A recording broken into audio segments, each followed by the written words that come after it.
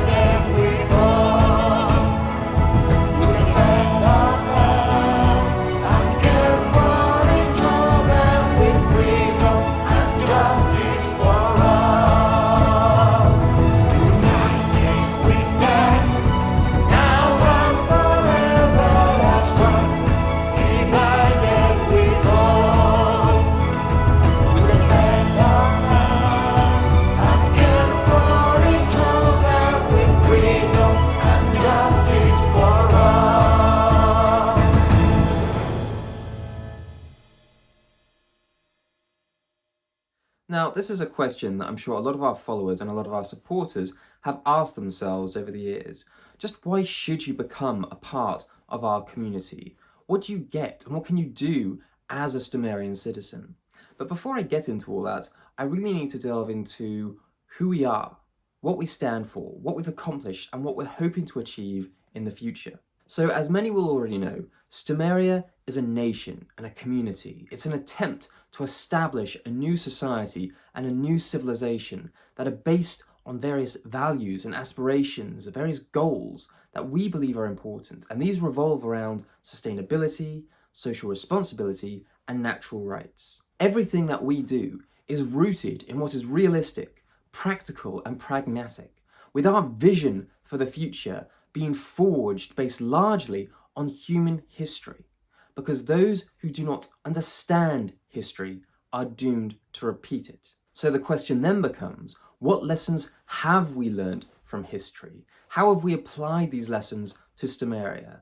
And what more can be done? When it comes to monetary systems, we are keen advocates for the utilization of commodity money as a means of protecting people's wealth, the utilization of gold and silver as a medium of exchange as opposed to fiat currency is necessary in order to create a sustainable monetary system that a nation can be built on top of.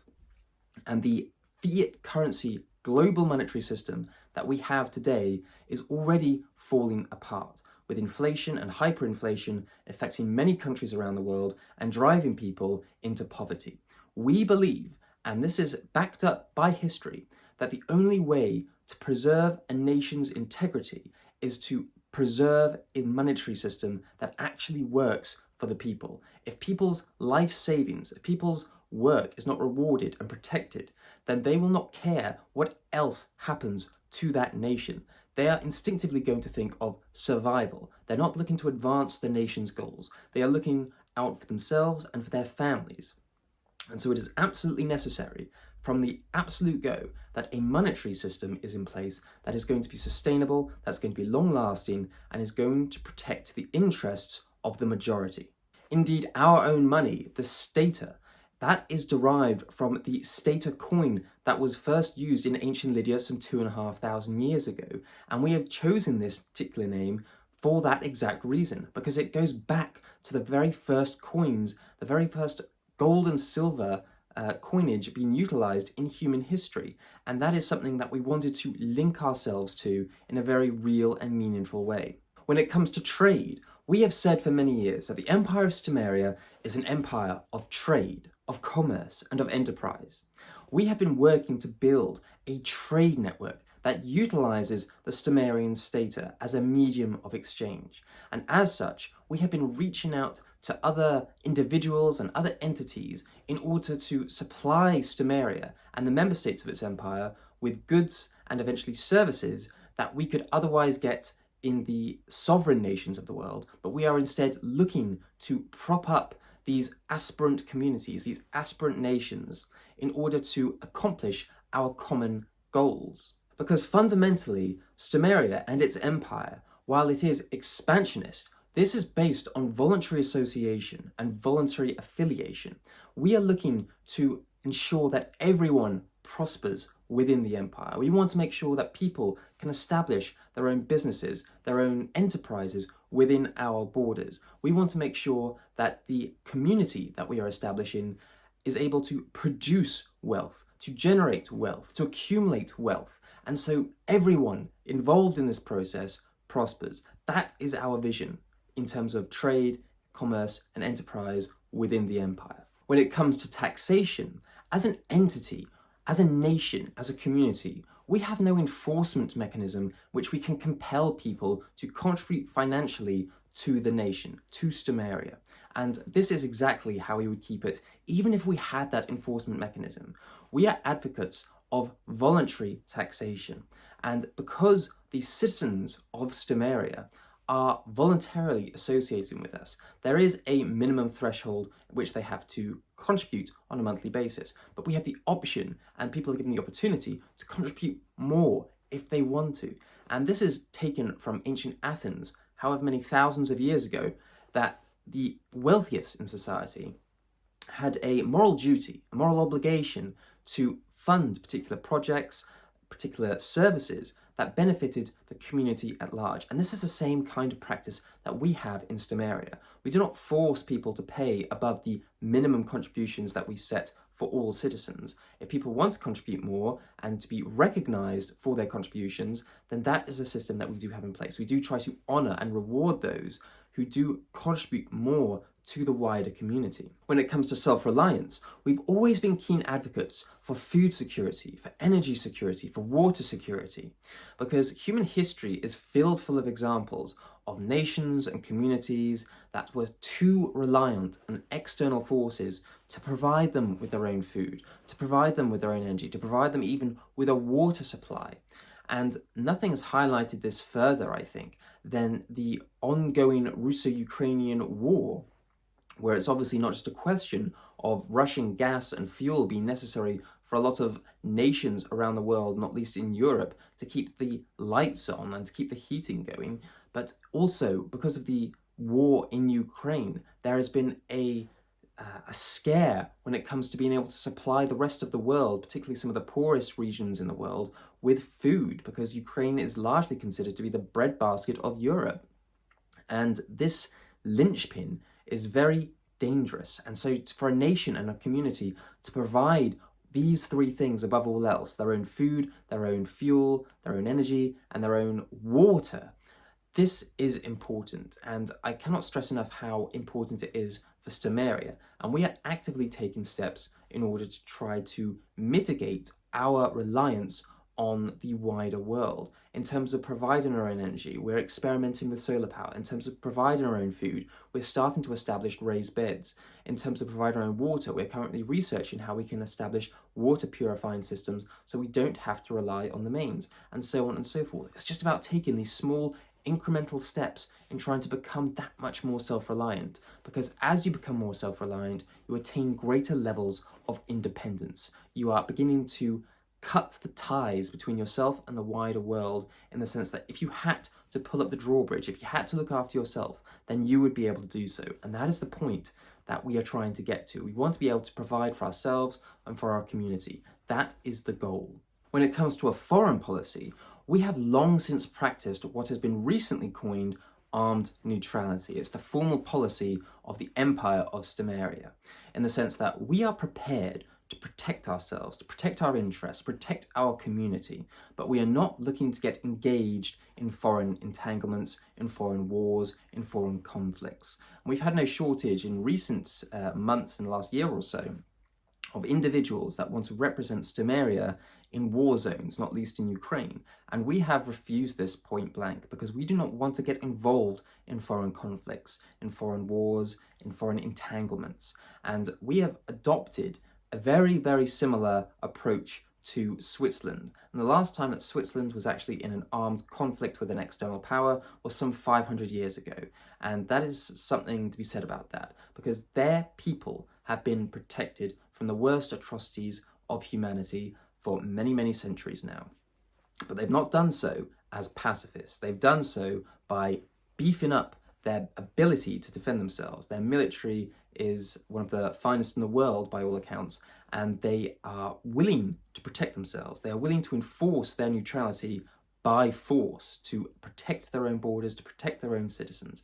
And this is the same approach that we've taken. We've looked at the wider world, we've seen what happens when nations and governments start to become entangled in these proxy wars and these conflicts, and it serves no purpose other than the superpowers of the world using these other smaller nations as proxies for their geopolitical games. And I want no part of it. I do not want Stomaria to have any part of it. I do not want our empire to have any part of it. So while we are establishing the Imperial Guard, which is going to act as a policing and a security body within Stomaria and within the wider empire, this is not an offensive force. This is not something that we are going to be using to bully other people, to coerce other people, to intimidate other people. This is not the purpose of the Imperial Guard.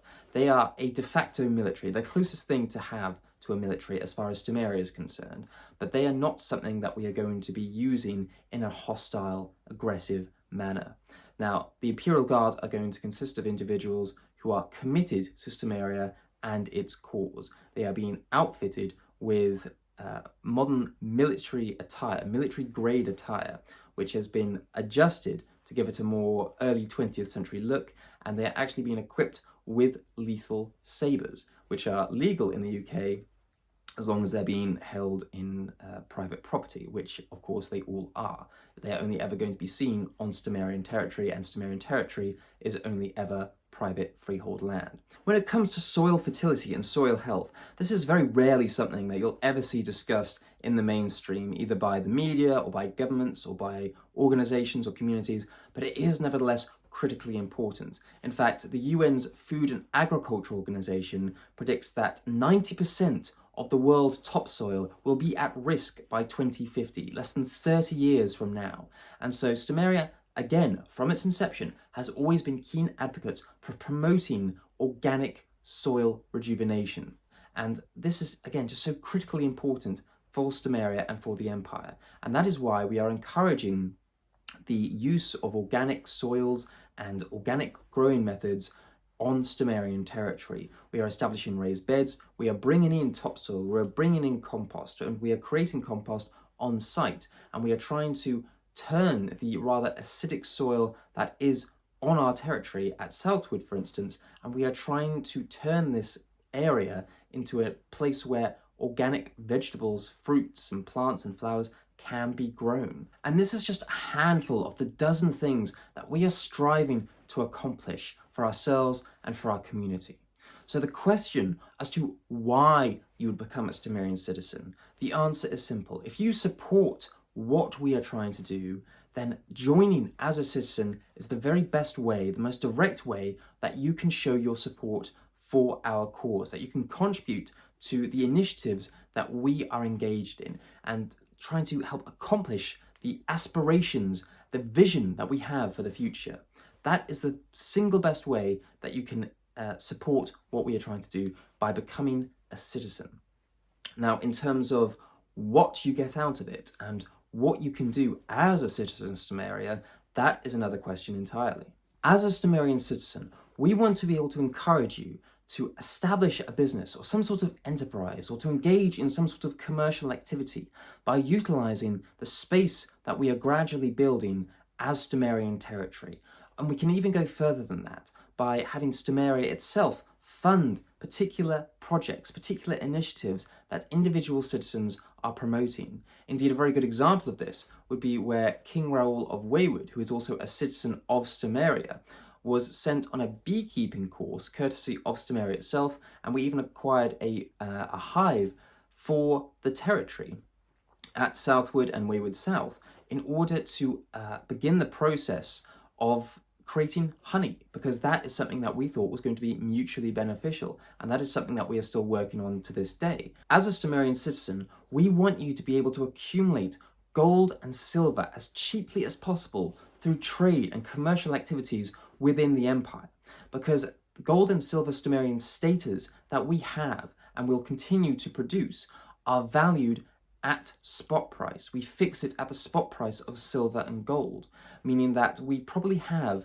amongst the cheapest coins and bars in the world. And trying to encourage more Stomarian citizens to accumulate and utilize gold and silver is incredibly important to us because it is a deflationary asset.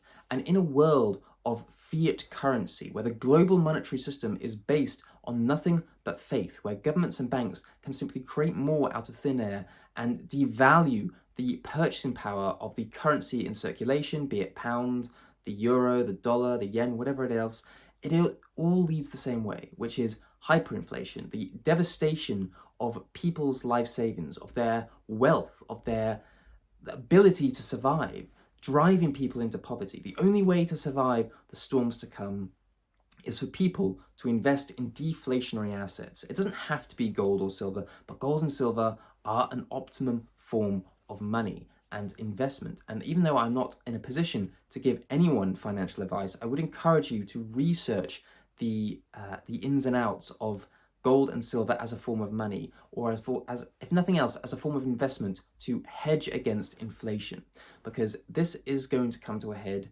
in our lifetimes. I don't doubt that for a minute. All of the nails in the coffin in terms of the global monetary system are plain to see, and it is only a matter of time before it all comes crashing down. So I want Stomarian citizens and the citizens of the wider empire to be protected, and I am happy for Stomaria, for the governing body of Stomaria, to take the hit on that, to accumulate these gold and silver coins and bars and to inject them into the Stomarian community at a loss on our part, so that people can establish trade networks between each other and still benefit from the ability to accumulate these gold and silver coins themselves. As a Stomarian citizen, we want you to play an active role in the agricultural industry that we are looking to establish. And we've done this by allocating each citizen a plot of land, which measures 1 square meter. And on this plot of land, there is going to be a raised bed where the citizens can decide for themselves what is grown in each of these beds. And they can either come and manage and utilize the produce that is grown on this bed themselves, or they can delegate that responsibility to the governor of the territory that that plot is based in.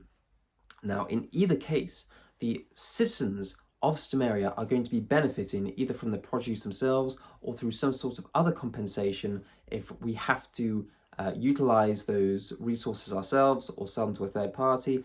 We will nevertheless pass on the benefits to each citizen by supplying them with silver status in compensation for that. So it is a question of trying to encourage people to get planting. And if they can't do that, then to encourage others to plant. And that is what this entire initiative is about. It is about trying to grow organic produce and for each citizen to have some small stake in this process, to have a little slice of Stomarian territory which has been allocated to them and that they can utilize if they so wish. And going further than that, if there are Stomarian citizens out there that are truly committed to our cause, then we will eventually look to acquire more territory in their area, and they will be appointed as a governor of that particular province, of that particular territory, and they will be able to utilize the territory as a whole. And that again is going to just bring a whole new dynamic to the empire as we continue to expand, as we continue to identify those committed Stomarians. And this is going to be the hallmark of what we are about. We are an expansionist entity, in an expansionist nation, an expansionist power, and we want the best of the best to be governing these different provinces, governing these different territories, and truly benefiting the wider community through the work that they are doing. As a Stomarian citizen, you'll also be able to apply, if you are local to the British Isles, as a member of the Imperial Guard. As I said before, it is a security body, it is a policing body, it is a de facto military for Stomaria, but it is not an institution that is supposed to be used in an aggressive or hostile manner. But the uniform of the Imperial Guard and the equipment and the sabres, the weaponry, that is all supplied by Stomaria itself. So if you are interested in becoming a member of the Imperial Guard, then that is something that you can also do to play a part in public events, to play a part in the pomp and ceremony that comes with this nation building process. You can form a part of the core of Stomaria if you so wish. And as a Stomarian citizen, we also want to encourage you to attend events that we will be holding on a more regular basis going forward. The first major event that we will be hosting will be in Southwood, and that will be during the Imperial Summit in June, and this is going to be the largest event that Stomaria has ever held. We have had small meetings and small gatherings before, but this is going to be an event where all of the citizens of the wider empire are going to be able to come together and build those real-world relationships, real-world ties. And this is what's going to be the basis, the core of us establishing a real community. Because there are no shortage of entities and communities, in quotation marks, that are based exclusively online. But until you actually meet someone face to face, until you have that relationship, until you have that rapport, it's all just hearsay. And trying to bring people together in a very real sense is exactly what Stomaria is about. We are looking to build an empire where people, different communities, different cultures, different identities can come together based on our commonalities and help to build ourselves up to something that's far more than what we can become by ourselves. And I just want to reiterate how important it is for us to be able to have more of these sorts of events going forward, not just on an annual basis, but something far more regular. And once the demand is there, we will be trying to have these sorts of events on a more regular basis, potentially even on a monthly basis. But we'll have to see how that goes as time goes on. But the idea, nevertheless, is the same. Build a real-world community. Build real-world relationships. So if you did want to become a part of the Stomarian community, then do feel free to become a citizen through our Patreon campaign, the link of which I shall leave in the description below as always. But otherwise, if you did enjoy this video, then please feel free to give it a like, subscribe to our YouTube channel, and we'll catch you in the next one.